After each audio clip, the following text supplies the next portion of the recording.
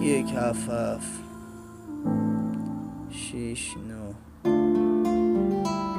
اومدم یکم براتون درد دل کنم از زندگیم، از اونی که عاشقش بودم، زینب خانوم. از اونجای شروع شد که چشمام به چشمات خوردش.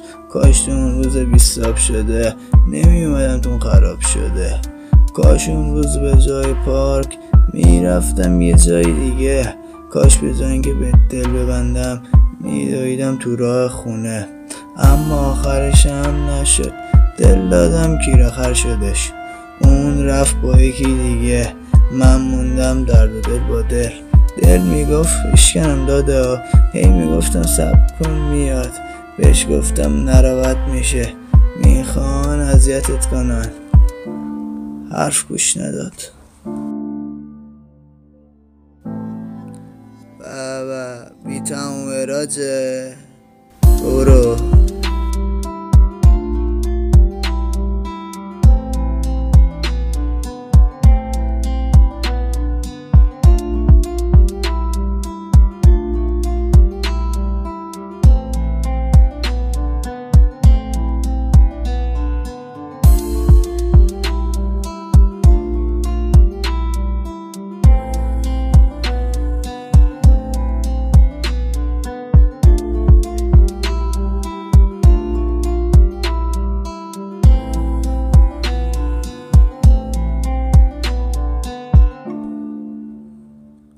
میدونی بدترین درد دنیا چیه؟ عاشق کسی باشی که عاشقت نیست. دردش حتی از فرو کردن کارت تو قلب وسط زمستونم بدتره. من به عشقت شب تا صبح دستمو زدم، ولی کسی نیامد بگه ارزش نداره اسکل پلش. من عاشقت بودم، من دیوونت بودم، اما تو باور نکردی، آخرشم زنده برگشتی. من بهت گفتم حسم بیشتر از یه رله.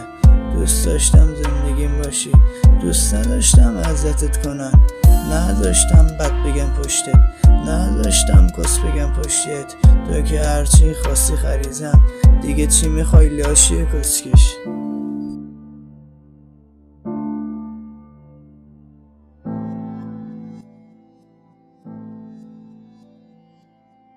خدام شاهده که 1% به چک نکردم.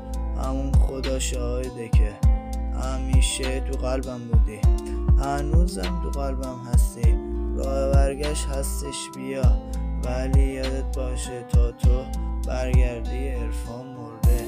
عکس ست میذارید با هم، دوتایی لب میگیرید با هم.